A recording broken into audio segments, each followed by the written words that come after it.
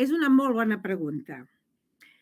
El concurs de mèrits és un pas per poder estabilitzar a persones interines que estan en abús de temporalitat. El problema és que no garanteix que s'estabilitzin totes les que estan en abús de temporalitat, perquè no estabilitzar persones, sinó que estabilitza places. Però, a més, si diguéssim, mira, estabilitza places, però el concurs és restringit i només hi poden participar les persones que es troben en aquesta situació, podria tenir més garanties de que les persones en aquesta situació obtinguessin plaça. El problema és que és de lliure concurrència, perquè per llei, per Constitució, no es pot fer restringit. Llavors, s'ha hagut d'obrir a la participació de persones que no estan en abús, persones d'altres comunitats autònomes, persones que ni tan sols han treballat mai en educació, però que tenen les titulacions i, per tant, es poden presentar.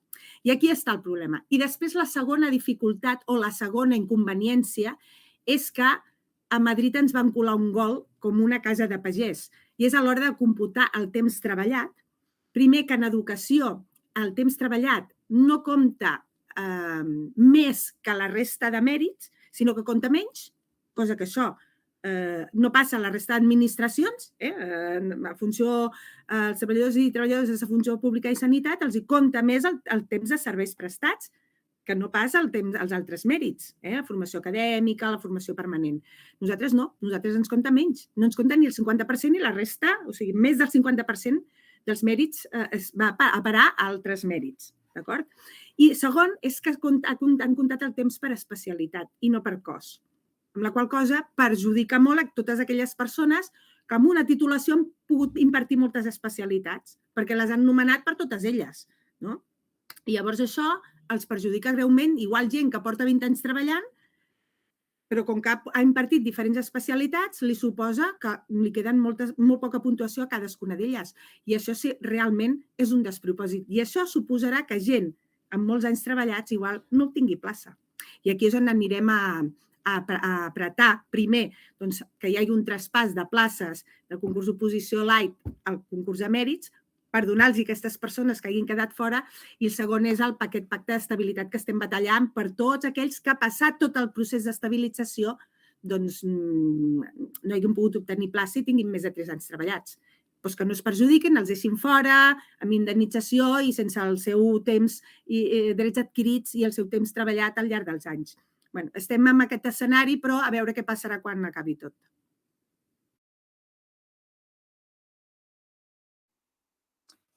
Bé, mira, el primer és que el barem d'aquest concurs de mèrits està pensat per afavorir l'estabilització del personal amb més experiència. Per tant, ha de garantir l'estabilització del personal amb més experiència. És l'apartat que més puntua, és el de l'experiència docent prèvia, justament per això, perquè aquestes persones que tenen més experiència tinguin més facilitat en aquest accés. Per tant, creiem que això sí que hauria de garantir aquest accés. I també hem de pensar que en aquest concurs de mèrits s'estabilitzaran 12.000 persones. El concurs de mèrits, el concurs les oposicions d'estabilització d'aquest 2023, més les oposicions de reposició del 2024, en total són unes 29.000 docents que seran funcionàries de carrera en un termini de 2 anys. Això no havia passat mai, és brutal. I pensem que això és una cosa molt bona. Hem de tenir en compte que venim d'anys on no hi havia convocatòria o ja es convocaven poques places. I això, per culpa de l'administració, d'aquesta manca de convocatòria d'oposicions, hem arribat a un interinatge al voltant del 40%. Això és inadmissible i pensem que amb aquests processos aconseguirem arribar al 8%, que és més desitjable que no un 40%, perquè això més pels centres i per les persones treballadores és un drama. Perfecte. Doncs per acabar aquesta pregunta sobre el concurs de mèrits m'agradaria afegir 2 coses. Una, que l'acord que van signar amb el Ministeri a Madrid, a Comissions Obreres i UGT, va ser el que va fer que després hi hagués el tràmit parlamentari de la llei que regula l'estabilització i va ser el que va fer sortir totes aquestes places que estaven ocupades de forma temporal i amb abús de temporalitat durant tots aquests anys. I després aquí a la Mesa de Funció Pública de Catalunya, a la Mesa de Funció Pública hi som Comissions Obreres, UGT i USTEC, que és la IAC. I allà tots tres sindicats també vam signar, vam acordar amb l'administració els tres processos, aquest concurs de mèrits amb les places que hi ha, després també les oposicions del 2023, que són excepcionals perquè són molt favorables al personal interí, i després ja el 2024 les oposicions ordinàries. I penso que és important que també la gent sàpiga d'on han sortit aquestes places, d'on han sortit aquests processos i qui ha signat aquests acords.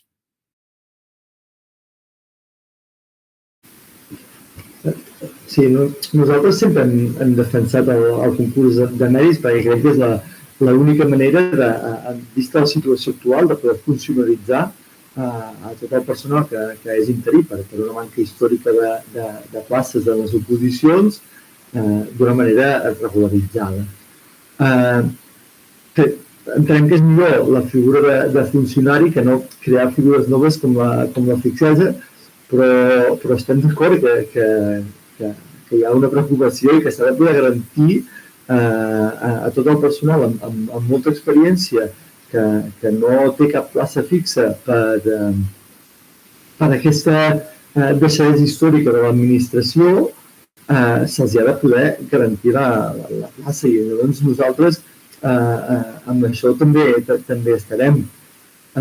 Dic també que quan nosaltres ens van facilitar les dades al departament de totes les plantilles, vam estar molt de temps analitzant-les, vam fer una proposta seriosa i amb dades a la mà que com a mínim hi haguessin 15.500 places en el concurs de mèrits, que creiem que ja era un avanç molt important per poder garantir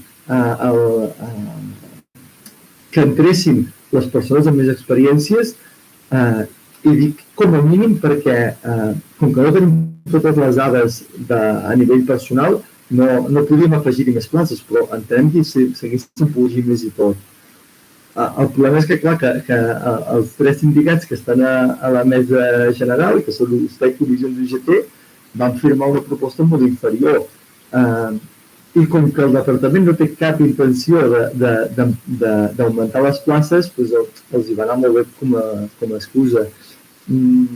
Que nosaltres seguirem lluitant perquè les persones amb més experiència no quedin fora. Però al final és un greuge que no té sentit que s'expulsi del sistema a unes persones per aquest abús de temporalitat que ha fet l'administració des de fa dècades. Home, doncs hauríem de dir que és un concurs de mèrits que distorsiona les finalitats amb les que sembla ser que originàriament estava concebut. És a dir, o això o algú ha enredat algú altre. Això sembla bastant clar. A veure, aquesta pregunta realment és important. És important perquè tenim a molta gent que està patint. Clar, jo haig de transmetre el que la Generalitat ens diu, i és que ens garanteix que les persones amb molta experiència sí que entrarà. Llavors, clar, aquí hem de recordar que hi ha una resolució on hi consten uns barems i que tothom participa amb les mateixes regles del joc. Està clar que aquestes mesures mai afavoreixen a tothom i, desgraciadament, hi haurà gent que potser surti perjudicada. Però sí que és veritat que, per altre costat, ens agradi o no ens agradi, el departament ha publicat un gran gruix de places que sortiran a oposicions d'estabilització. Clar, que potser no és la manera, però a dia d'avui, amb la normativa a la mà, per accedir a una plaça de funcionària has de passar unes oposicions. Llavors, aquestes d'estabilització seran més favorables o més assequibles pel personal que no pas amb les oposicions que estem acostumades a tenir, que ha sigut realment una mica difícils. Llavors, clar, aquest concurs a mèrits, clar, les persones que tenen molta experiència ja tindran els 7 punts, que és el màxim per haver treballat. Després tindran la gran majoria, vull pensar, i és el que m'estic trobant, que els 2 punts de formació també el tenen, i després tot allò extra que pugui tenir cada persona, doncs clar, tot això s'hi suma. Clar, després, quan acabin els 2 processos d'estabilització, segons el departament, el que ha dit és que haurem de seure i mirar quin gruix de persones no han passat aquest procés d'estabilització i llavors seurem i mirarem què hem de fer i què podem fer per protegir-les.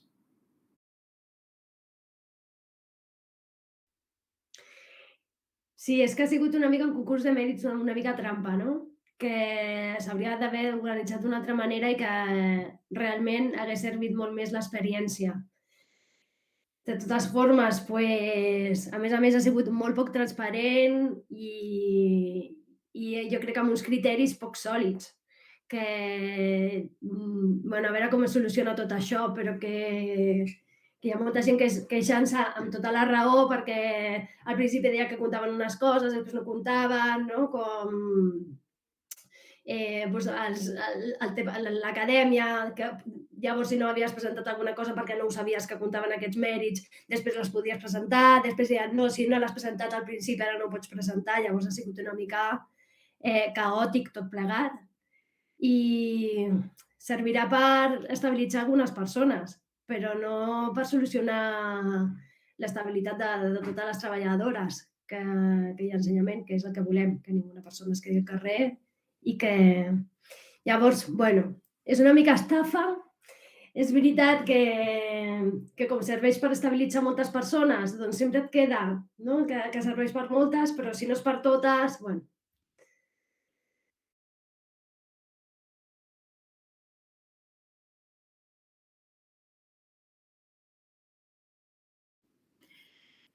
Clar, aquí hem de tenir en compte que ha de quedar gent a la borsa per poder fer substitucions i per poder cobrir vacants que es van produint i vacants que queden descobertes, perquè sempre hi ha vacants que queden descobertes, que es produeixen per jubilacions o perquè el personal funcionari no dona per cobrir totes les places en plantilla. No?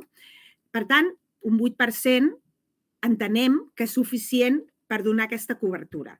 La borsa s'hauria de mantenir permanentment oberta i sí que és veritat que l'han d'anar tancant per poder fer un càlcul del número i ordenar la gent perquè la gent quan entra en funció, o sigui, els donen un número en funció de l'ordre d'inscripció, però després s'ha de baremar i han de formar part de forma definitiva a la borsa en funció del número, en funció de la seva baremació, dels seus mèrits que han presentat a la inscripció.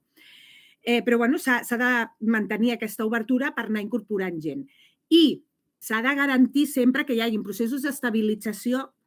En aquest cas, per llei, només poden ser oposicions amb proves accessibles, que no siguin complicades i que dificultin l'accés a poder obtenir plaça i que surtin totes. Perquè el problema que hi ha hagut ara és, una, que no treien totes les places als concursos d'oposició, no les treien totes, i dos, que durant molts anys vam estar sense concursos d'oposicions i quan es van engegar de nou van començar traient superpoques places també i després quan ja es van veure amb l'ai a les orelles van accelerar una mica la cosa, però clar, un any feien primària i cicles i un altre any secundària, un altre any primària i cicles i un altre secundària, cosa que també comporta que no cada any hi hagi accés a poder obtenir plaça, diguéssim, de funcionari i funcionària. I això l'administració és qui ha bloquejat tot això. Per tant, l'administració ara aquí el que ha de fer és garantir, treure places a concurs d'oposició i, com ja he dit, que sigui un concurs d'oposició fàcil, accessible, que garanteixi que aquestes persones realment puguin obtenir plaça, però també ha d'oferir totes les places disponibles. No se les ha de reservar com ha estat fent fins ara. Nosaltres, com a USTEC, evidentment batallarem perquè que el concurs de mèrits pugui ser una realitat per tothom. perquè considerem que és el més just. Quan tu ja portes més de 3 anys, en qualsevol empresa privada no et fan passar unes proves i per demostrar la teva professionalitat. L'has demostrat treballant i, per tant, considerem que és el més just i que sigui per tothom per igual. Però això ja sabem que serà difícil perquè per llei està regulat el concurs d'oposició.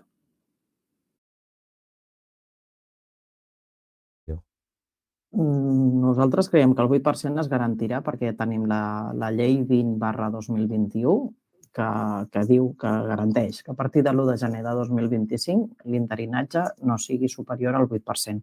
A més, és el que indiquen també les lleis europees, no? Indiquen que aquest 8% és un percentatge raonable i nosaltres el que farem és seguir lluitant perquè hi hagi processos d'oposicions justos i transparents cada curs, perquè es convoquin totes les places de les persones que es jubilen també, perquè hem tingut anys que es jubilava molta gent i aquestes places no es convocaven i no es cobrien, sinó que desapareixien del centre directament. I seguirem lluitant i exigint a la mesa sectorial que la Conselleria compleixi amb aquestes lleis. Un cop arribem al 8%, veurem també si un 3% és raonable o no, perquè també hem de pensar que hi ha molta gent que no està ocupant, que és funcionària de carrera en destinació definitiva, però no està ocupant aquella destinació definitiva. Aleshores, quan tothom estigui situat en el seu lloc en destinació definitiva, podrem tenir una foto més real del que hi ha i saber si això és un 3% o un 8%, però nosaltres sempre intentarem reduir l'interinatge al màxim possible. Hem de tenir en compte també això, que hi ha gent que té una destinació definitiva i que potser està en comissió de serveis en un altre lloc o té una excedència per cura de fill. Clar, aquestes places també s'han de tenir en compte. Són coses molt individuals, no? Però s'han de tenir en compte i això ara, amb el volum d'interinatge que hi ha, és molt difícil de tenir-ho en compte i de calcular-ho. Nosaltres apostem perquè el model d'accés a la funció pública sigui molt diferent. És a dir, un model en què el pugui tenir un acompanyament en els centres, pugui estar autoritzat els 2 tinguin prou hores per fer aquest acompanyament i que hi vagin havent unes avaluacions i que si van superant al cap de 2 o 3 anys ja pugui esdevenir funcionari de carrera. No aquest model d'oposicions memorístiques que van completament en contra del que ens estan fent ensenyar a l'alumnat, no? I creiem que això permetria que la taxa d'interinatge no pugés mai, perquè al final la gent sabia que al cap de 3 anys acabaria esdevenint funcionari, no? Però és que fins i tot, si amb el sistema actual és molt fàcil mantenir-lo baix. Simplement és una qüestió de posar més places en els processos d'oposició i aquí és una voluntat estrictament del govern. No creiem que hi hagi d'haver un mínim d'interins, perquè entenem que les fluctuacions d'alumnat es poden absorbir sempre tranquil·lament, siguin reduint les ràtios, que seria l'ideal, o sigui fins i tot que les substitucions es puguin fer a càrrec de personal funcionari si arribés un punt en què baixés moltíssim l'alumnat, que no creiem que passi, però entenem que no és una qüestió de fixar un mínim de topall, sinó que de crear un sistema en què la gent s'acabi funcionalitzant en un període de temps relativament curt. A veure, el percentatge d'interinatge que s'acostuma a considerar com sistèmicament estable o funcional oscil·laria entre el 3 i el 6%. Actualment, arribar al 8% amb el fracàs o les distorsions que s'estan veient en el cas del concurs de mèrits, no sabem què passarà després amb aquestes oposicions especials, etc. Jo ho veig molt difícil que s'arribi al 8%. En qualsevol cas, la manera d'evitar-ho un cop estigués regularitzat passa per la convocatòria periòdica anual d'oposicions. Molt bé, clar, aquesta pregunta se'ns fa a nosaltres com a sindicats. Llavors, jo ara trasllado la responsabilitat a la Generalitat, que són els nostres caps.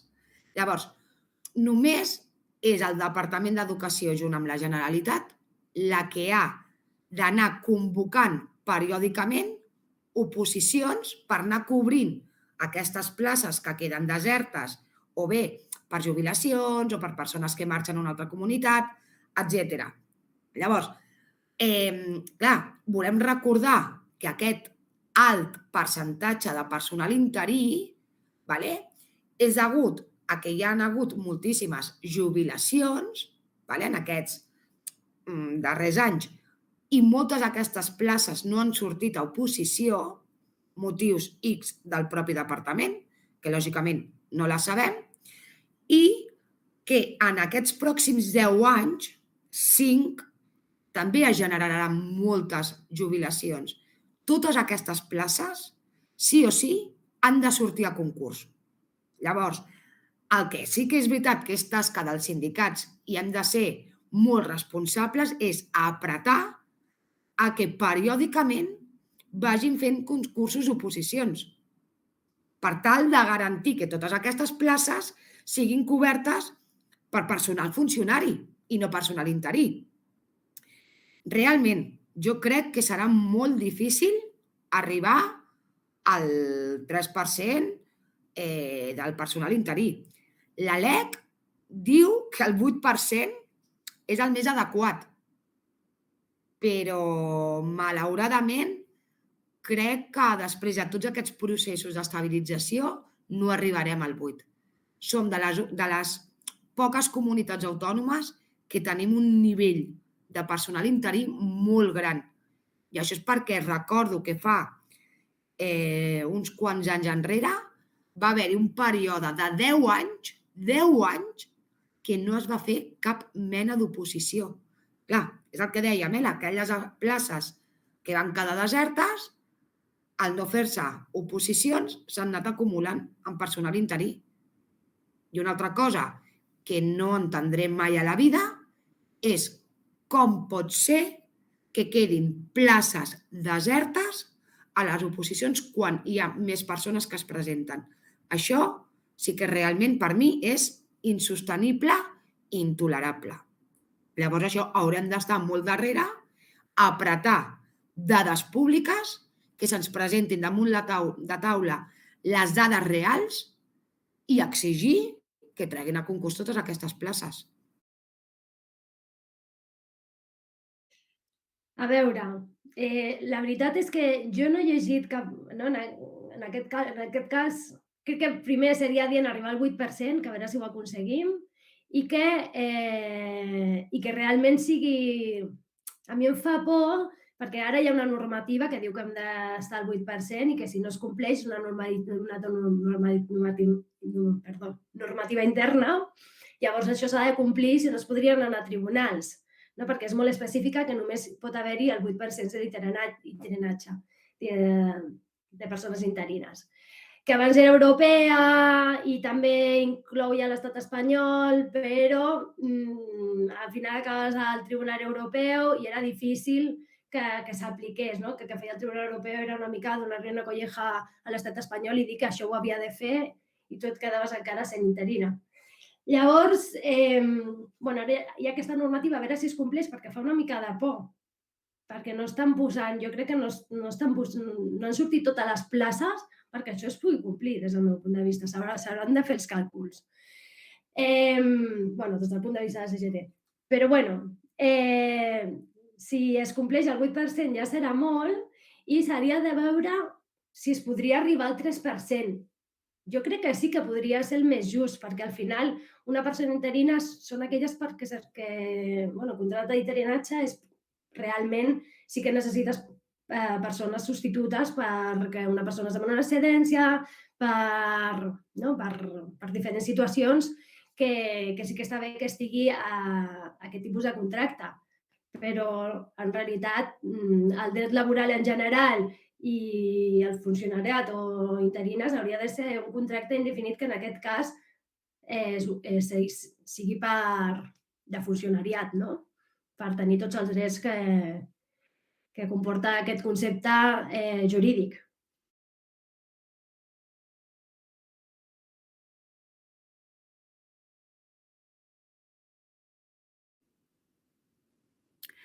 Doncs mira, primer de tot, que es torni a posar el coneixement en valor, perquè ara s'està parlant, s'està enfocant tota la tasca pedagògica al voltant de les competències, però no s'està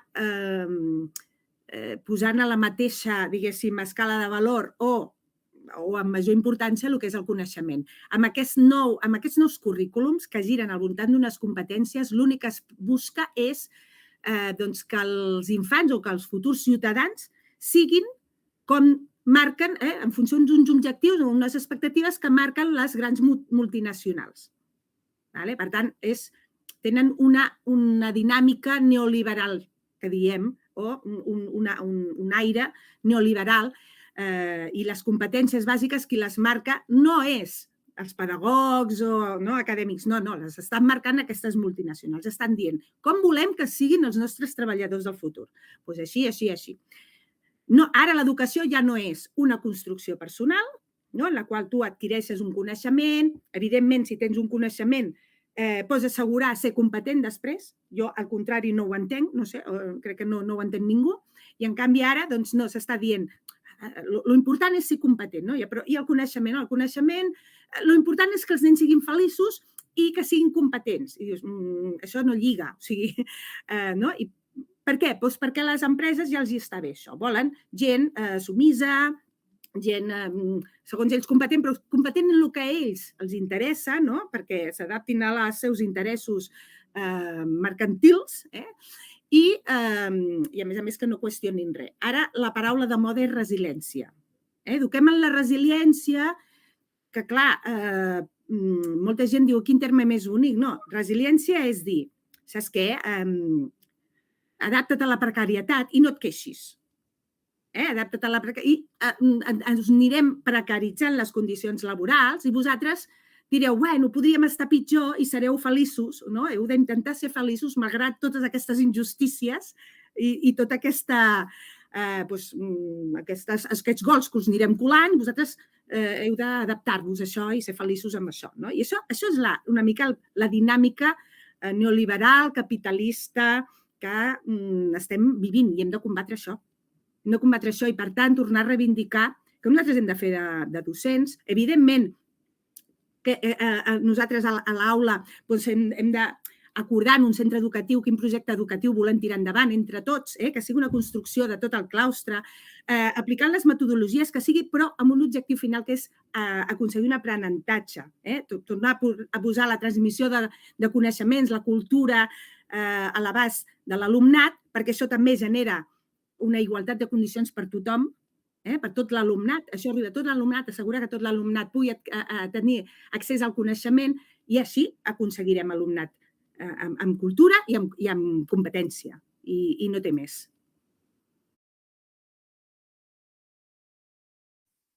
Nosaltres pensem que primer de tot és imprescindible augmentar la inversió en educació per aconseguir millor qualitat en l'educació. Per aquest motiu, a Comissions Obreres hem impulsat una iniciativa legislativa popular que és volem el 6% del PIB per a educació. Tenim la pàgina web que és volemelsis%.cat i això és imprescindible, és que sense diners no hi ha persones. Els recursos al final són materials i són persones treballant i això són diners. També és important reduir les ràtios. Clar, reduir les ràtios també a tots els nivells educatius, no només a infantil, a primària, a secundària, també a la postobligatòria. És importantíssim, sobretot a formació professional s'han de baixar les ràtios perquè no es pot treballar amb les ràtios actuals amb qualitat. El que volem és que els nostres alumnes aprenguin i tinguin una educació de qualitat pel seu futur. Això és imprescindible. Clar, això comporta més contractació de personal docent. I també cal personal d'atenció directa a l'alumnat i d'atenció a la diversitat, com per exemple les vetlladores, educadores d'educació especial, personal al CREDA, personal al CREDDIC, els EAPs, els LIC, tot aquest personal són equips multidisciplinars que són necessaris. No estan adscrits a un centre educatiu concret, però són molt importants, són peces molt importants a tots els centres i a tota l'educació. I també la part inclusiva, no? Tenim un decret, el 150/2017, d'educació inclusiva, que és fantàstic sobre el paper, però clar, si no va acompanyat d'una partida pressupostària, ens trobem als centres que és un problema. El que necessitem és poder aplicar aquest decret amb recursos econòmics. I també calen recursos econòmics per erradicar la segregació escolar i reforçar la plantilla als centres de màxima complexitat, perquè també, si volem una societat més justa, doncs necessitem que l'alumnat que arriba amb unes pitjors condicions socioeconòmiques tingui les mateixes oportunitats i això només ho podem aconseguir amb aquests recursos. Tampoc ajuda a millorar els resultats els canvis precipitats, per exemple, del calendari escolar d'aquest curs. Això tampoc ajuda. I els canvis de currículum tan freqüents com tenim en aquest país, no? Cada X anys, molt sovint, tenim canvis de currículum i, a més, aquest curs hem començat el curs amb un currículum nou que no estava aprovat en algunes etapes. Per tant, havies de preparar la programació perquè te la demanava l'equip directiu i després la inspecció, però la programació sobre quin currículum, si no el coneixem. És que, clar, i l'altre és la formació. Necessitem formació pel professorat, però formació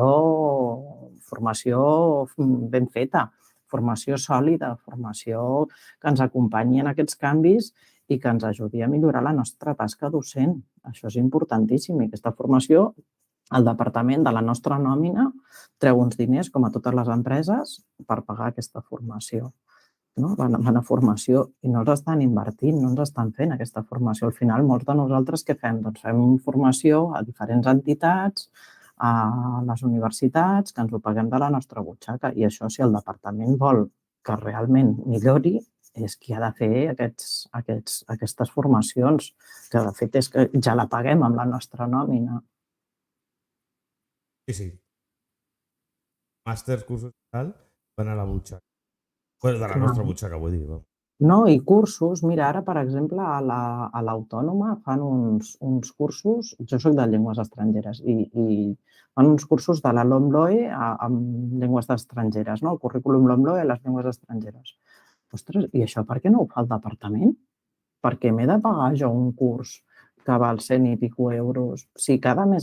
És que les empreses tenen l'obligació de pagar la formació. És la seva obligació. El Departament d'Educació no és més que una empresa. És pública, però el seu paper és l'empresa i ha de pagar la formació com a totes les altres empreses. Si tu vols que els teus treballadors facin això, els has de formar. No pots dir, ara farem això així i busqueu-vos la vida i cadascú, qui tingui diners i ganes, doncs que s'ho pagui i qui no, doncs que no ho faci. Que no ho faci.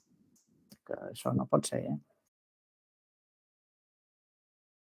Nosaltres creiem que no hi ha solucions màgiques, que l'única manera d'aconseguir baixar aquests fracassos escolars és deixant treballar els docents i augmentant molt els recursos.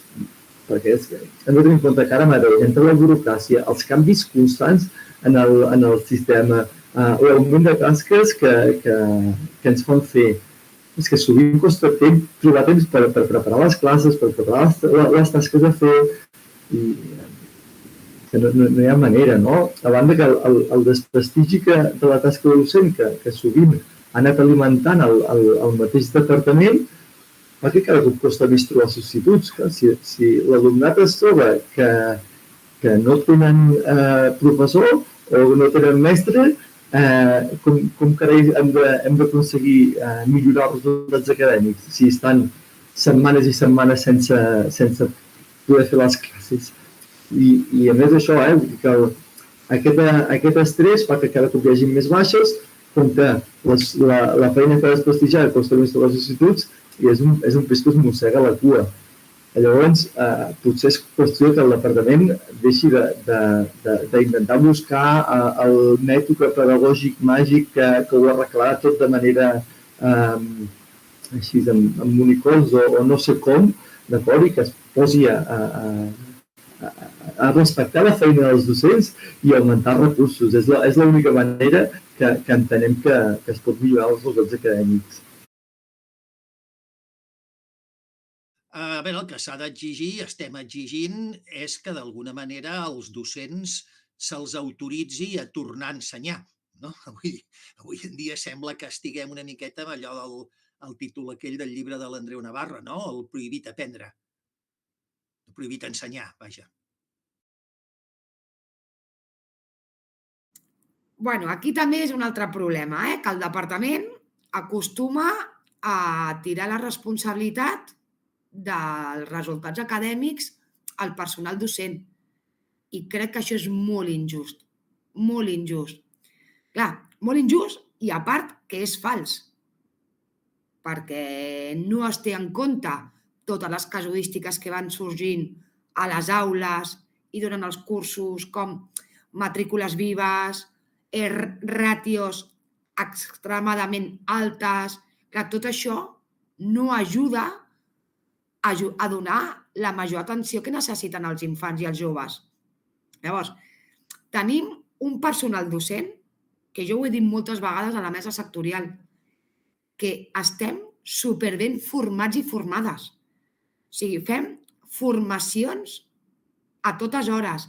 A part de les formacions que ens obliguen en els centres educatius, traiem hores de la nostra vida per poder formar-nos en allò que realment ens interessa, per poder millorar la nostra tasca docent i donar totes les millors opcions al nostre alumnat.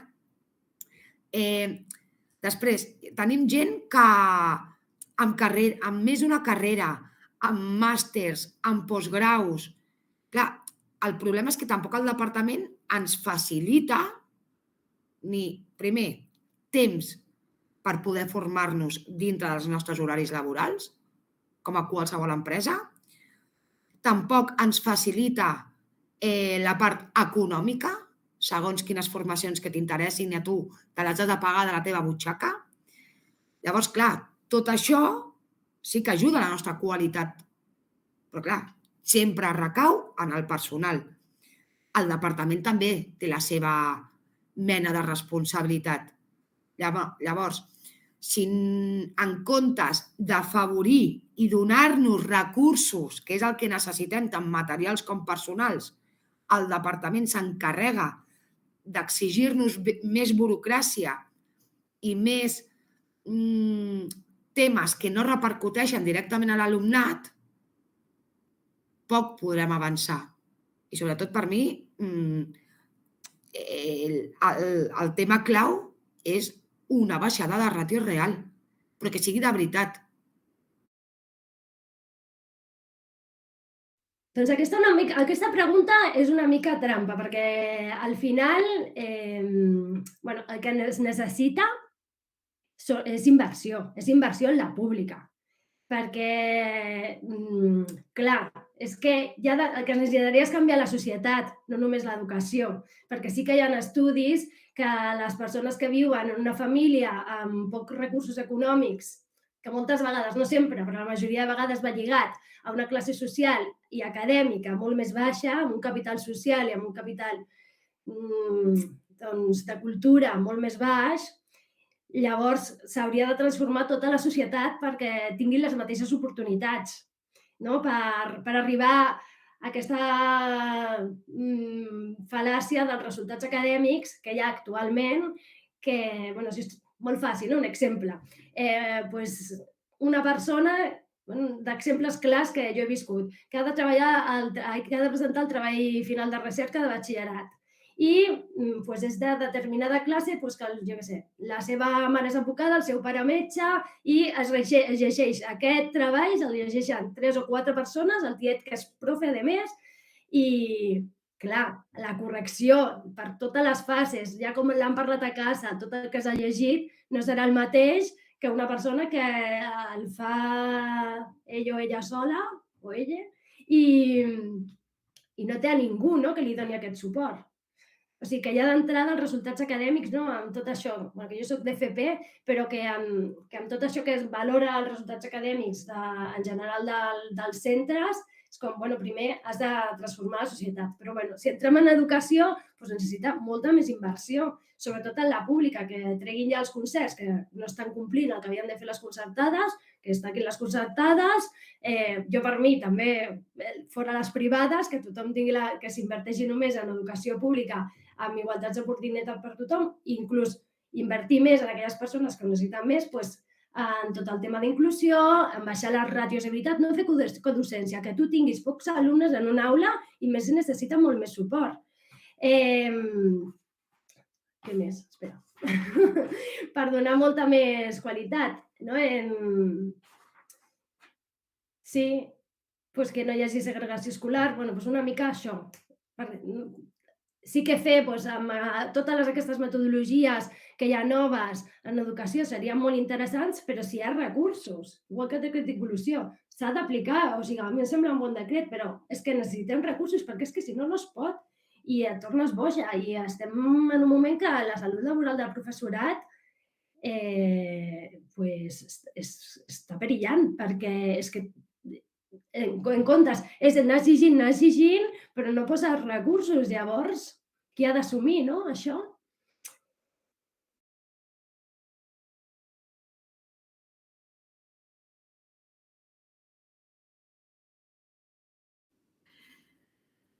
A veure, sempre hi ha d'haver una renovació en tots els sentits. Renovació pedagògica, renovació pedagògica. Posem aquí perquè, de fet, en els centres educatius és la nostra funció, no? Però sí que és veritat que ara ha entrat tot el tema de la digitalització d'una forma molt, molt agressiva, per dir-ho d'alguna manera, que està acaparant-ho tot. I la digitalització o els recursos digitals han de ser això, un recurs, però no pot ser el que governi tota l'educació o el que governi tota la societat. Al final estem sotmesos ara mateix a una dictadura digital, que qualsevol tràmit ha de ser via digital. I qui té dificultats per poder fer aquest tràmit via digital, doncs ho sento, s'ha de fotre perquè no t'atendran enlloc presencialment. I això, ara als centres, també s'està implementant tant aquesta cultura que fins i tot els deures els han de fer a través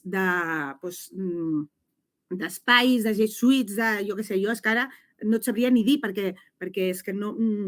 Però, bueno, tot a través de plataformes, a través d'espais web, cosa que això també genera una desigualtat social, perquè hi ha alumnat que no té aquests recursos a casa. I és un perill molt gran, això. A part de tot el perill que suposa tenir els alumnes sempre davant d'una pantalla i que no siguin capaços d'agafar una llibreta i un llapis. Està malmetent també la lectoescriptura, perquè tot el que és... Els nanos escriuen de qualsevol manera, està malmetent també l'adquisició de coneixements perquè ja no hi ha aquella cultura de l'esforç, tot ho tens molt immediat amb internet, amb els recursos digitals, tot ho tens immediat. S'estan perdent moltes coses que teníem que no s'haurien de perdre, que s'haurien de mantenir, que no són tradicionals, sinó que són part d'una construcció també personal, de coneixement, etc. Clar, on ho parem i ho acotem, és que acabarem tots enxufats amb unes màquines i només sabrem funcionar amb recursos digitals i sortint d'aquí no sabrem fer un canuto. I això és un perill. Per nosaltres això és un perill. I a part és un apunt de bretxa o de separació de classes socials. Els que poden permetre's tenir uns grans equipaments per poder submergir-se en aquest món i els que no ho poden fer perquè no tenen els recursos.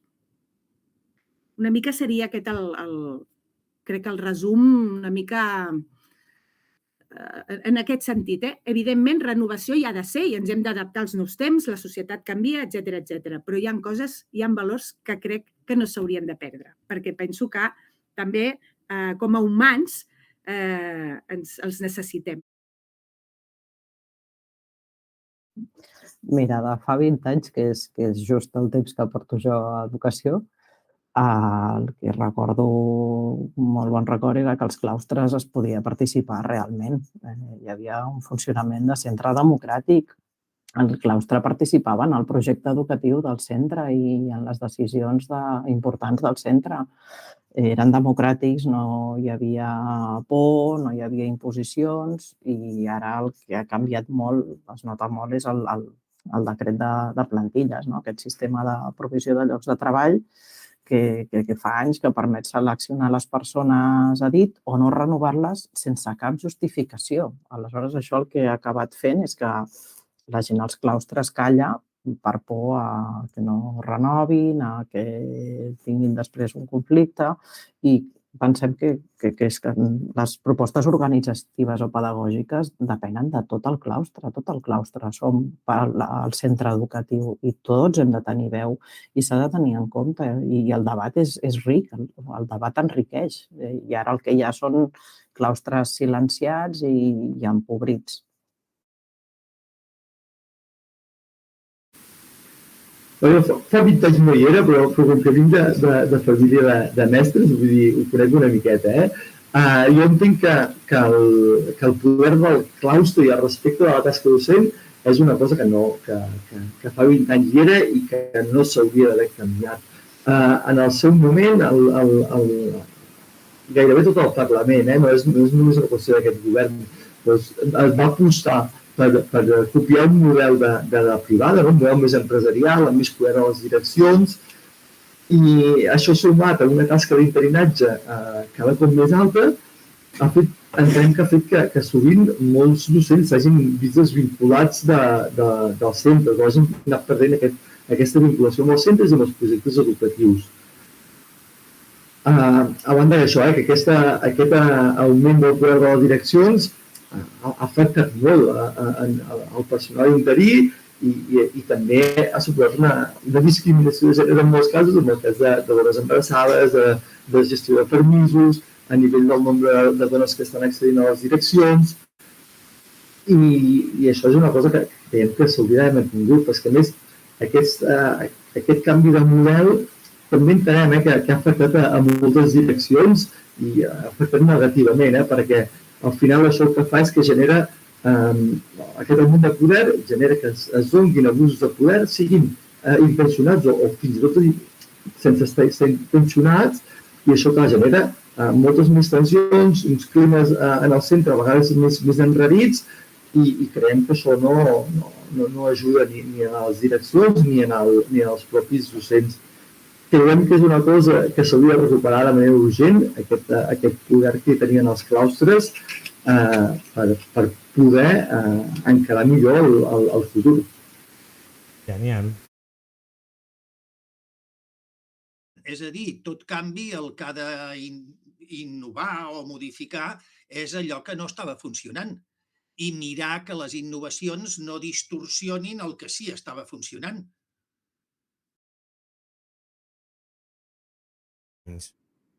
A veure, aquí hi ha un debat imposat des de l'escola aquesta entre fa 20 anys i la d'ara.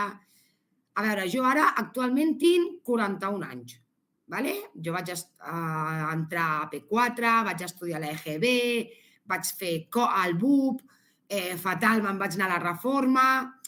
Llavors, a mi, per exemple, en la seva època no recordo que m'ensenyessin què eren los Reyes Godos i no sé què. O sigui, fa molt de temps que l'escola no és tan memorística i que tracta d'ensenyar d'altres maneres.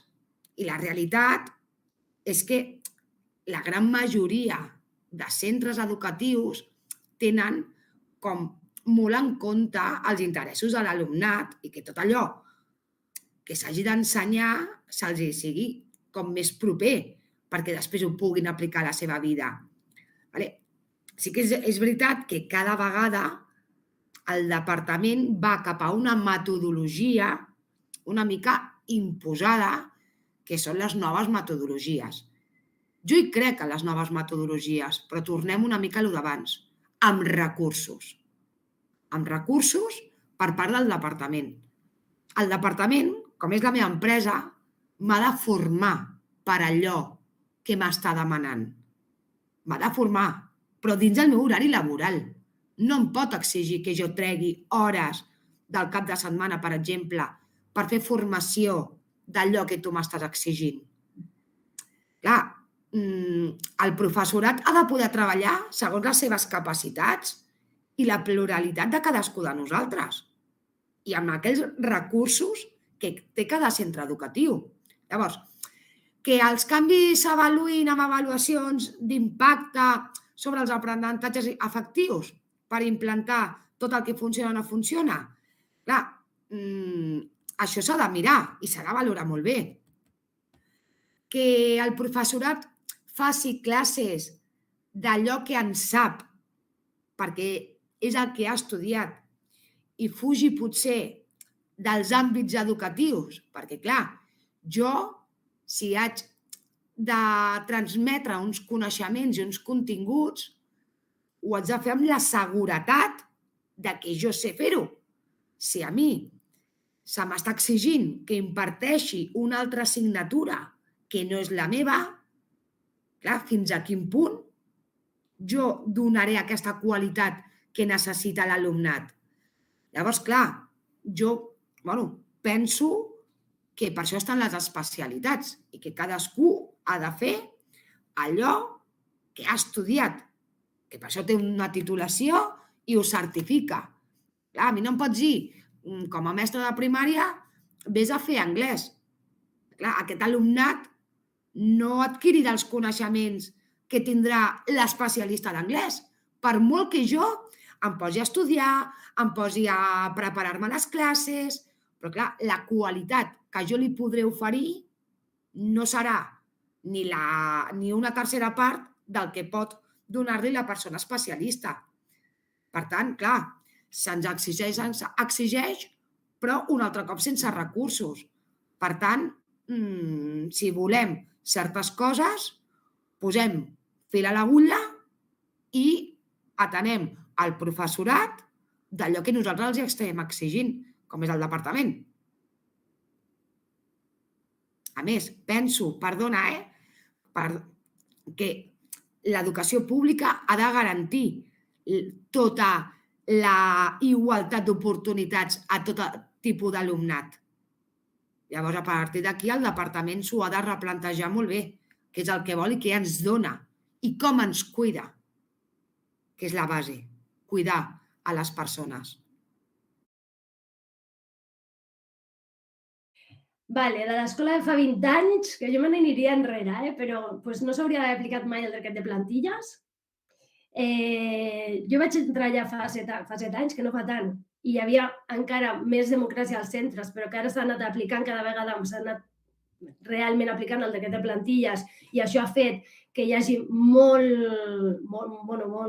conflictes entre professorat, fins i tot, poca unió i una autoritat a la direcció que jo crec que no li pertoca, que les decisions les han de prendre des del claustre i de manera molt més democràtica, amb una democràcia directa. Llavors, clar, jo tornaria als 80, on hi havia realment una consciència de classe, on el professorat s'organitzava, es demanaven els drets i hi havia caixes de resistència i es lluitava perquè això fos real, o sigui, perquè fos real, ja, per això tenim una mica de condicions, perquè les va lluitar en el seu dia.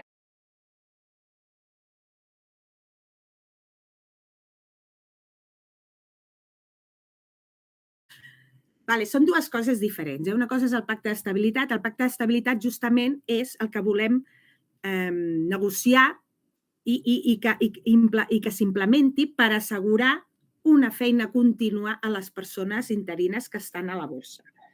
Perquè encara que hagin de canviar de centre, però que no deixin de treballar cap dia a partir de que tinguin més de 3 anys. Com passa a qualsevol empresa? En una empresa, quan arribes als 3 anys, o et fan fixa o et fan fora. Però si et fan fora, et fan amb una bona indemnització.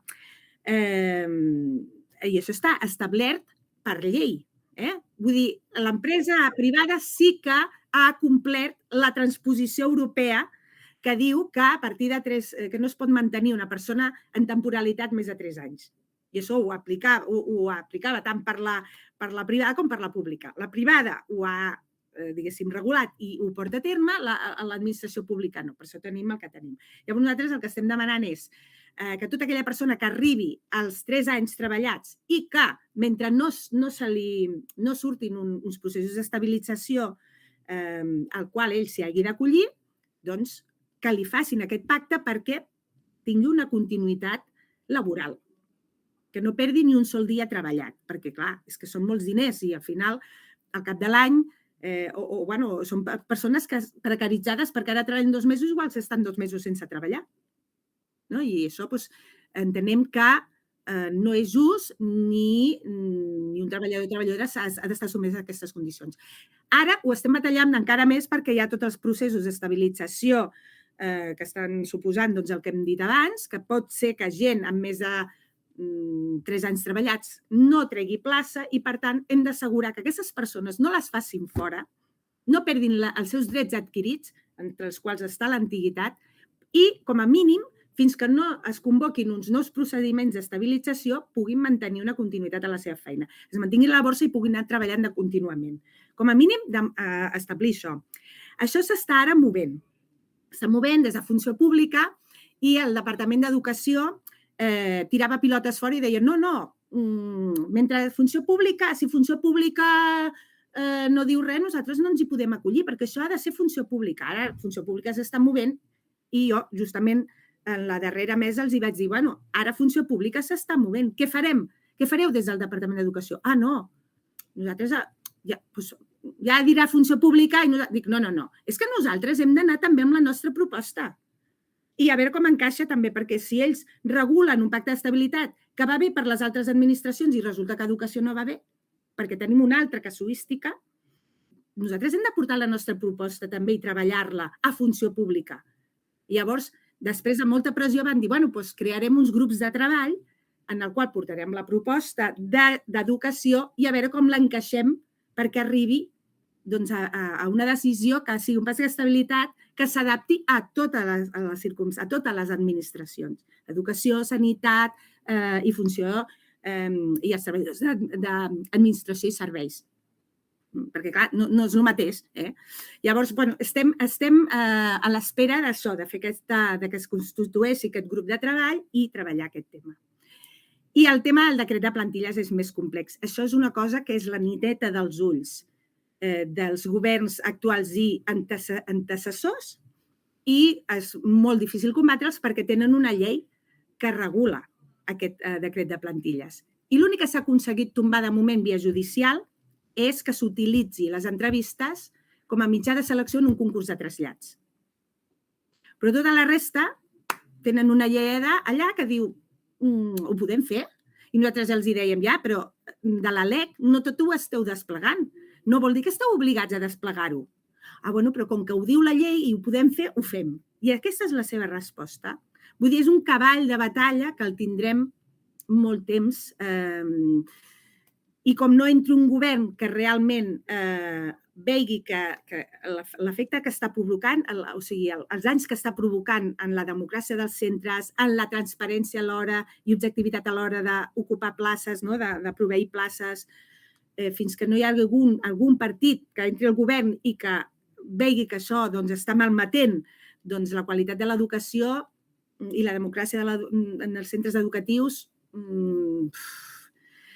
tindrem aquesta llosa damunt dels nostres caps. Mira, sobre el pacte d'estabilitat, al departament, a Comissions Obreres, en repetides meses hem demanat que volem parlar del pacte d'estabilitat i no, fins i tot el curs passat, quan vam estar amb les mobilitzacions unitàries, hi va haver el comitè de vaga i ens vam reunir de forma unitària tots els sindicats amb el departament, també ho vam demanar i el departament no vol parlar d'això fins que acabin els processos d'estabilització. Nosaltres creiem que s'ha de parlar ja, perquè és una cosa que ja preveiem que passarà, doncs no cal que esperem al 2025. Si ja veiem que pot passar això, doncs parlem-ne ara, hem de parlar ara i anar preparant el 2025, no cal que esperem a l'últim moment. I el que demanem és una continuïtat del personal major de certa edat i que tingui més serveis prestats, perquè El que no pot ser és que una persona que es troba en una situació vulnerable a causa de l'edat, que ja sabem el que passa a partir de certa edat per trobar feina, doncs que hagi de patir per si tindrà feina o no tindrà feina després d'haver estat anys en abús de temporalitat. No, això pensem que és inadmissible. I sobre el decret de plantilles, doncs dir-te que a Comissions Obreres som l'únic sindicat que l'hem impugnat. El decret de plantilles és cert que molta gent s'exclama i molta gent el critica, però nosaltres hem tirat endavant la via jurídica i hem impugnat aquest decret de plantilles i, de fet, el 20 de març tenim el judici, perquè el vam impugnar. La justícia és molt lenta, la impugnació la vam fer fa més d'un any, però al final tot arriba i el 20 de març tenim el judici. Aquest decret de plantilles de manera directa o indirecta, a vegades també és cert, que a vegades és de forma indirecta, el que provoca és que hi hagi un 20% de les places que es donen en fase d'elecció només. El 80% de les places es donen a dit. Tenim funcionaris de carrera amb 10 anys, que fa 10 anys que s'han tret les oposicions, que estan en destinació provisional encara, no aconsegueixen una destinació definitiva perquè hi ha places tapades. I el que encara és més greu és que tenim dones embarassades o que són mares, persones grans, persones amb malalties cròniques que han deixat de tenir vacants perquè els seus centres no els assignen la continuïtat. I de retruc, com que, clar, el 80% de les places es donen a dit, doncs aquesta gent, després d'anys d'interinatge, s'han quedat sense vacant i s'han trobat, en el millor dels casos, fent substitucions. Però fins i tot una persona amb una malaltia crònica que està de baixa, que no pot treballar, clar, és que no pot tenir accés ni tan sols a una substitució, perquè si estàs de baixa no pots tenir un contracte. I clar, és inadmissible que una administració pública permeti això, permeti que persones en aquestes situacions es trobin sense feina per una arbitrarietat, per una decisió arbitrària. És que això és totalment inadmissible. I també dic, a vegades és cert que no és només això, és de forma directa o indirecta, que també quedi clar que no... Clar, quan tu portes molts anys com a interí demanes una zona més propera perquè és el que et dona dret a borsa, no? És el sistema més objectiu i més just. Però, clar, si no justifiquen la no continuïtat, no justifica de cap manera, com que jo sé que tens una malaltia crònica, per tant, agafaràs la baixa sovint, doncs ja no et reclamo. Home, això no és. Justament, si estàs de baixa, necessites una protecció social que un contracte de treball et dona.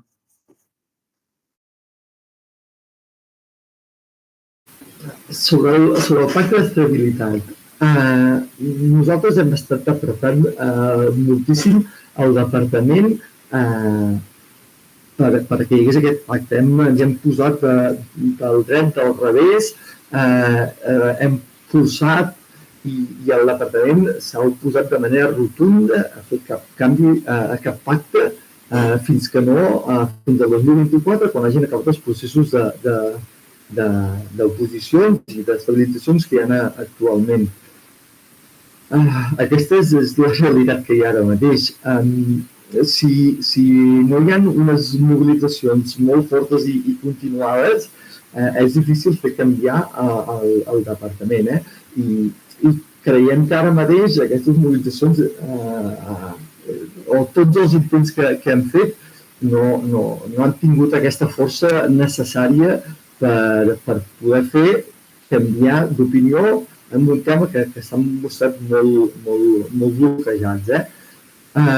Qualsevol iniciativa que surti mobilització nosaltres hi serem, però tampoc no volem enganyar ningú ni fer electoralisme. El departament ara mateix està molt bloquejat en aquest tema.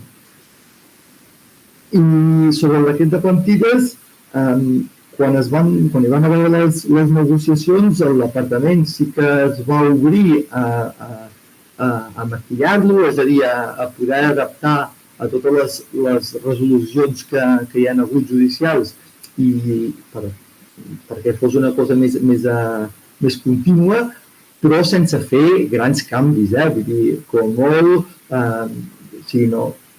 maquillar-lo una miqueta i ja està, d'acord?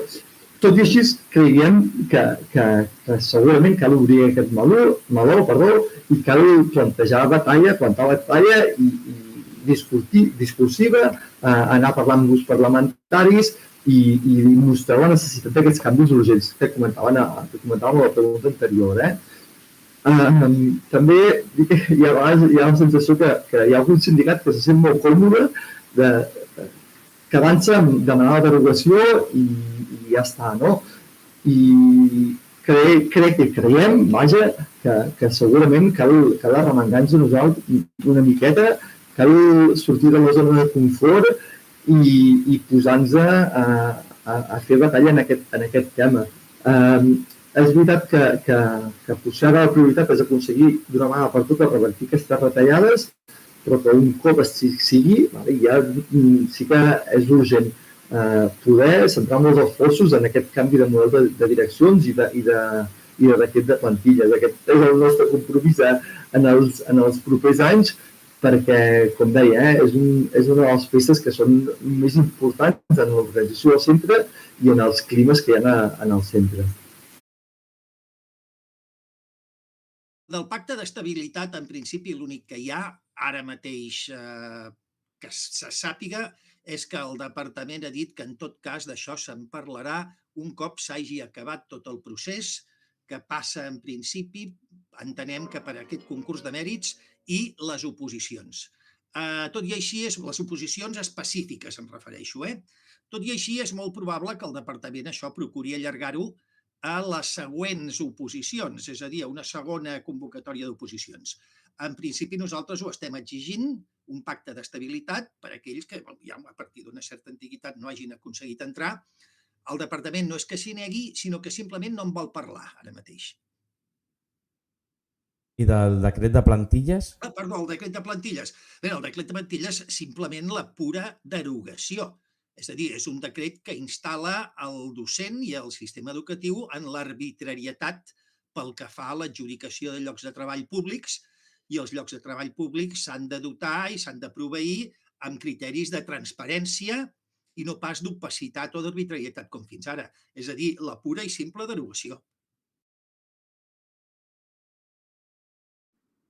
A veure, del pacte d'estabilitat portem molts mesos exigint al departament, i a més de manera unitària, això no és només d'un sol sindicat, sinó de manera unitària, de seure i parlar-ne, perquè és important tenir unes bases prou clares.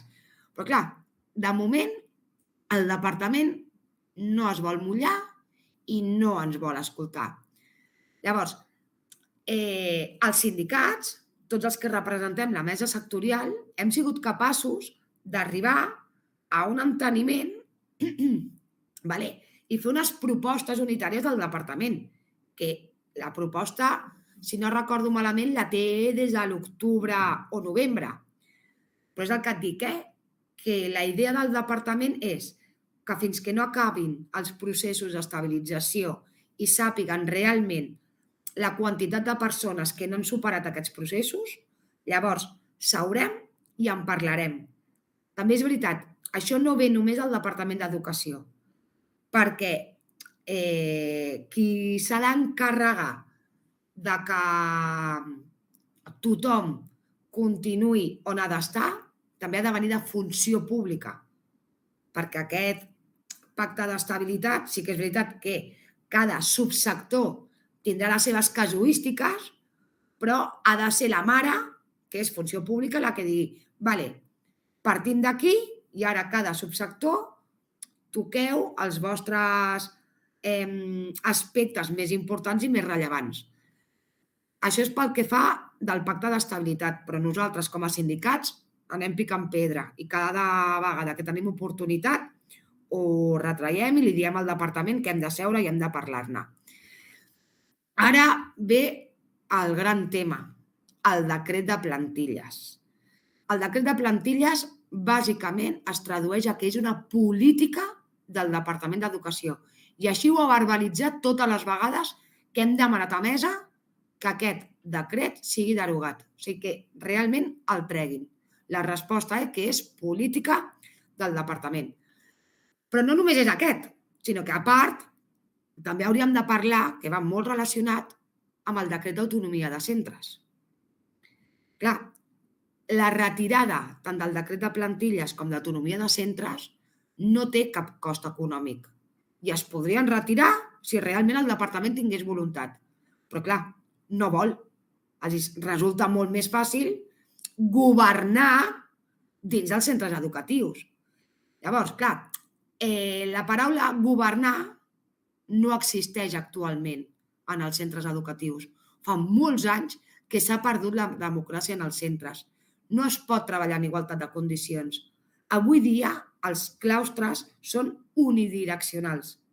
L'equip directiu transmet allò que creuen convenient i el personal docent no se sent amb la seguretat i l'empoderament de poder qüestionar segons quines coses.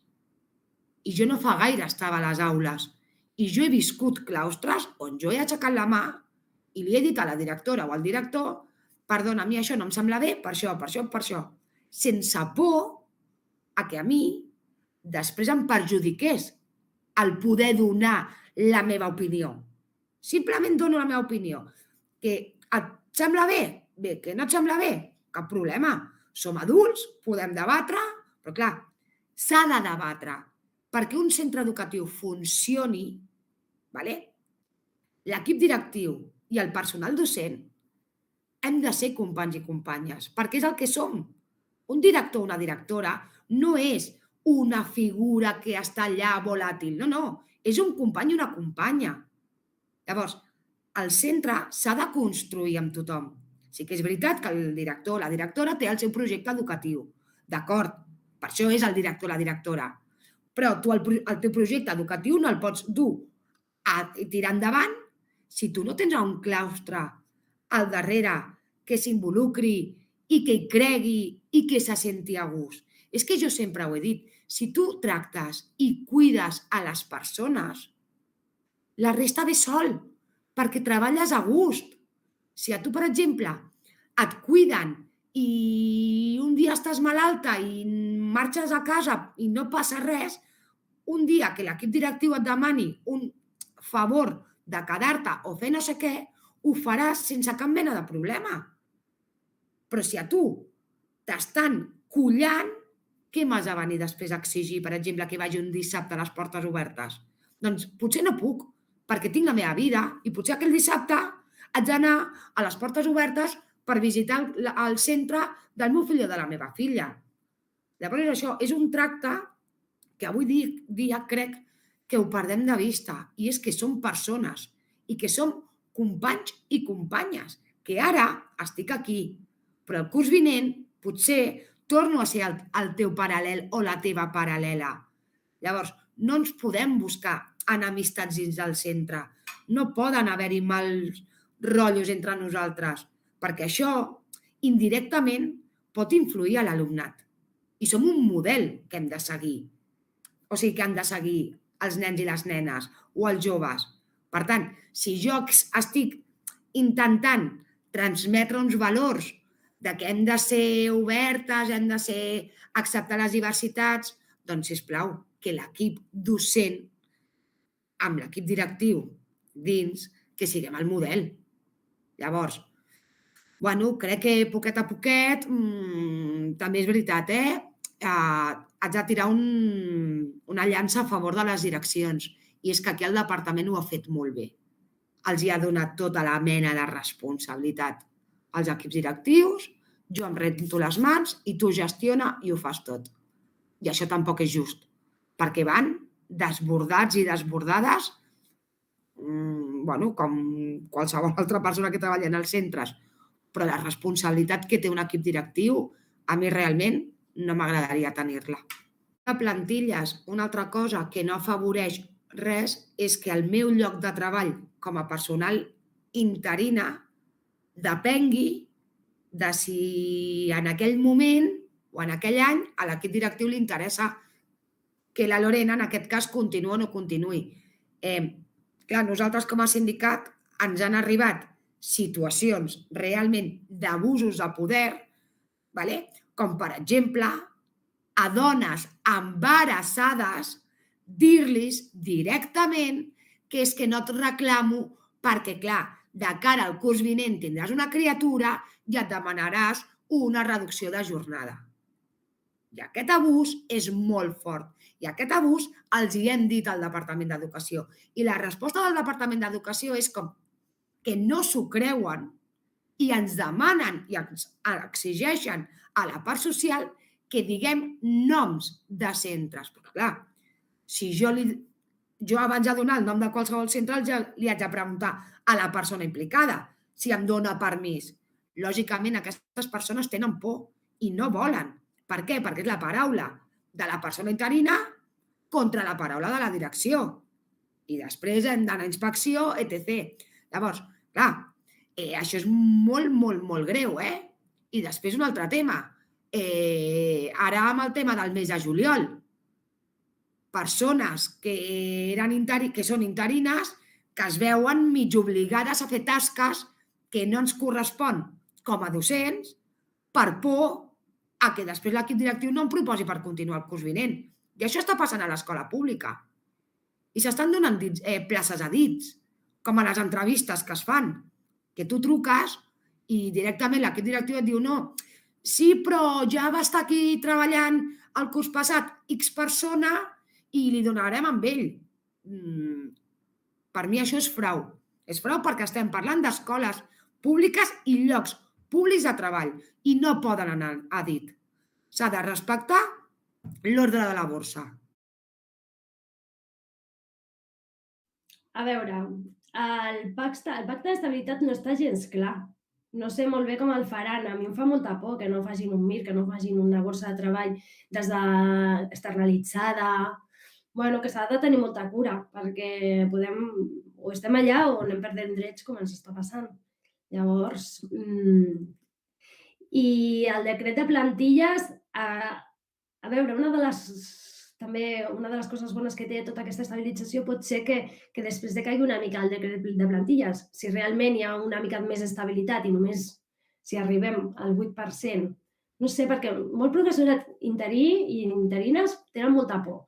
Però és veritat que també molts funcionaris i funcionaries que no sembla que estan una mica acomodats o que també tenen por, perquè, clar, com no hi ha aquesta democràcia als centres, també fan els horaris com volen, et posen les classes com volen, que hi ha moltes maneres d'embargar-te un any si es volen des de direcció i això s'hauria de treure.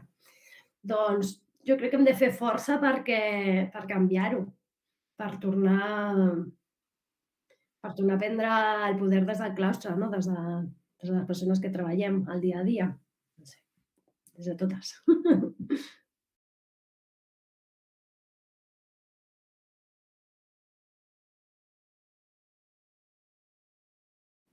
Doncs mira, aprofito per demanar suport per l'escola de Sallent, l'Institut de Sallent, que ha patit una tragèdia ara aquesta darrera setmana, que hi ha hagut un circ mediàtic al voltant del que ha passat, amb un relat distorsionat completament del que ha estat la realitat al voltant d'aquestes víctimes, aquestes criatures, que no ha permès fer el dol al personal dels centres educatius, que estan de dol, tant els infants com el professorat que tenia aquestes alumnes, que se'ls està responsabilitzant del que ha passat, i nosaltres això ho trobem inadmissible i demanem a l'administració que pari aquest circ mediàtic i que posi els recursos necessaris, perquè el que no es pot admetre és que en un centre de 350 alumnes hi hagi una sola psicopedagoga i que després es demanin responsabilitats amb un fet que l'única responsable és la societat en general i l'estat en què ens estem... I tota aquesta digitalització, tota aquesta situació social en què els adolescents estan molt tensionats emocionalment, etc., això no és només culpa dels centres educatius, sinó que és un fet social que l'hem de combatre. I, per tant, demanem als grups polítics que es conscienciïn i que posin mans a l'obra, però tots conjuntament per combatre el que estem passant.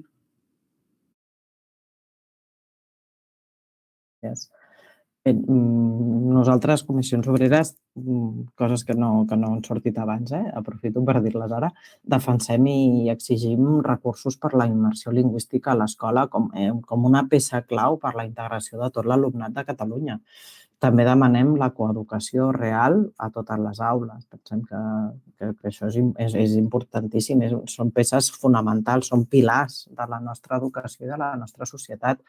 I més enllà d'això, nosaltres, com que som un sindicat de classe vol dir, ho explico també, perquè a vegades hi ha gent que no ho distingeix, hi ha sindicats corporatius que només defensen el seu gremi, podríem dir, de només docents. Nosaltres som un sindicat de classe i això vol dir que defensem els drets i les condicions laborals de totes les persones treballadores, no només del personal docent. O sigui, en un centre educatiu nosaltres defensem el personal docent, el personal de la consergeria, administració i servei, el menjador, el lleure, tot això. I també defensem i promovem l'ús de la llengua catalana, no només a les aules com a llengua acadèmica, sinó l'ús real de la llengua catalana a tots els àmbits i a l'àmbit laboral en especial. Però aquest ús, que sigui una llengua d'ús, que no sigui una llengua acadèmica. Aquest curs, a més, tenim el tema del calendari. Estem exigint al conseller la negociació del calendari. No podem permetre que un altre cop el conseller decideixi unilateralment un canvi de calendari sense tenir en compte ni la mesa sectorial, que som els representants legals dels treballadors, els sindicats, ni el Consell Escolar de Catalunya. Ha estat el primer conseller que no escolta el Consell Escolar de Catalunya. És que això és molt greu. I l'inici de curs, l'avançament, no és que ara canvio el dia del calendari i ja està. Tots sabem que per preparar el curs necessitem dies. Un curs no es prepara en 2 dies ni en 3 i també sabem que al setembre ni tenim a tot el personal docent ni tenim a tot l'alumnat. Aquest curs ens hem trobat que hi havia alumnes que s'incorporaven amb el curs començat perquè la matrícula segueix i sobretot a formació professional ha estat un escàndol perquè hi ha hagut alumnes que s'han incorporat 3 i 4 setmanes més tard de l'inici de curs. Això no ho podem permetre perquè no és bo per les nostres condicions laborals i tampoc és bo per la qualitat de l'educació que estem donant. I després, per acabar, m'agradaria explicar que nosaltres a Comissions Obreres al setembre vam acabar un estudi sobre la inversió en educació a Catalunya i la veritat és que aquest estudi ens va demostrar una cosa que ja sospitàvem i que tots teníem així com bastant clara, però ara tenim dades objectives que ens donen la raó i avalen que la inversió està per sota del 3,8% del PIB, molt lluny del 6% que marca la LEC, la Llei d'Educació de Catalunya. I també és que, clar, amb l'efecte de les retallades quantitatives que hi ha hagut els darrers anys, més l'increment de l'alumnat els darrers anys, des de 2009, s'ha incrementat en un 18%. I la inversió no s'ha incrementat, sinó que, al contrari, tenim una inversió de menys 983 euros per alumne als centres públics. Per tant, estem molt pitjor que fa 10 anys i que fa 15. Aleshores, com a sindicat de classe vam veure això i vam dir, doncs, aquí hem de fer alguna cosa i el que hem fet és vam començar a tramitar una iniciativa legislativa popular per demanar el mínim del 6% en educació. En aquesta iniciativa legislativa popular, els tràmits són una miqueta lents perquè s'ha de passar pel Parlament, però bé, ja està presentada al Parlament, tenim entitats que s'hi han adherit, com per exemple el Col·legi de Doctors i Llicenciats de Catalunya, l'Associació d'Estudiants Progressistes, la Federació de Moviments per la Renovació Pedagògica i ara amb aquestes entitats que ja n'hi ha d'altres adherides ja i totes les organitzacions que s'hi vagin adherint, ara començarem la recollida de signatures en suport d'aquesta ILP, que en definitiva el que és un suport per una millor educació, amb més recursos i amb millor qualitat. I per acabar, com que avui comença la campanya electoral, doncs aprofito per demanar el vot de tot el personal docent a Comissions Obreres. Vale. Bueno, només dir que com a unitat sindical som un sindicat nacional de classe i feminista que som relativament nous en el món de l'educació, que només portem 4 anys sent tercera força sindical. I en aquests 4 anys hem vist com s'han fet les mobilitzacions històriques, hem participat i estem en disposició, creiem, de revertir unes retallades que fa més de 2 anys que no s'aconseguien canviar. També crec que s'ha posat sobre la taula la problemàtica del català, que fa dècades que existeix, que fa dècades que tothom sap que no s'està aplicant la immersió d'una manera correcta en la majoria de centres i que la majoria de sindicats i departament ha fet la vista grossa, mirar cap a una altra banda. I creiem que com a sindicats de país que som, és molt important mirar més enllà dels drets laborals i també defensar la llengua per garantir que tot l'alumnat tingui un bon domini. Que aquesta era la reivindicació històrica a Gramenet quan es va impulsar la immersió lingüística i creiem que segueix sent ben vigent. No sé, com a sindicat creiem que hem sacsejat molt el tauler, que som una eina útil per l'educació i pel país i entenem que tot i que sabem que la Generalitat ha de dedicar molts més recursos a l'educació ara mateix, també volem posar sobre la taula que sense la independència segurament mai arribarem al model d'educació que nosaltres almenys desitgem. I no sé, nosaltres seguirem lluitant en tots aquests 3 fronts perquè creiem que són indissociables els uns dels altres i això és tot. Estem davant d'una política educativa que s'està patint molt a nivell global, és a dir, no és exclusivament d'aquí de Catalunya que està passant, però sí que estem en un dels governs, per dir-ho així, més fanàticament seguidors de totes les directrius que podríem qualificar perfectament de caire neoliberal i economicista. És a dir, hi ha una tendència clara a discriminar en funció de l'origen social i a partir d'aquí ja no se li imparteixen o renuncia d'entrada a impartir-li un ensenyament d'una determinada qualitat segons el lloc d'origen. Vull dir, és una cosa que realment té un nom molt clar. Se'n diu discriminació acadèmica. Doncs a veure, se'ns gira molta feina. Se'ns gira molta feina i tenim molt i molt per fer. La nostra professió, que per mi personalment és de les més precioses que n'hi ha, cada vegada és menys atractiva. I això fàcilment és molt demostrable. Desenes d'especialitats de l'FP que no tenen professorat. I el departament opta per buscar persones sense aquesta formació pedagògica que en algunes especialitats sí que els exigeix, i creant nous complements econòmics per pagar aquestes hores extres que facin de més, com amb el personal d'informàtica en els centres educatius. Com veuen que no hi ha personal, un incentiu és posar el caramelet d'una part econòmica perquè aquestes persones pugin les seves hores lectives. Llavors, tenim aquesta casuística, que avui dia hi ha moltes persones que decideixen o prefereixen anar-se'n a l'empresa privada que no pas a l'empresa pública. Ara, de cop i volta, s'inventen implementar un mir educatiu. Posar, com sempre, el dit damunt del professorat. El professorat és el culpable que l'educació d'aquest país no funcioni. Potser el que no funciona són les polítiques educatives del govern que tenim. Jo ho deixo caure. També s'està sentint rumors d'imposar l'obligatorietat del C2 a català perquè l'alumnat adquireixi el català. Jo, de veritat, jo no sé si la gent que fa aquestes polítiques visiten els centres educatius i estan dins dels centres educatius.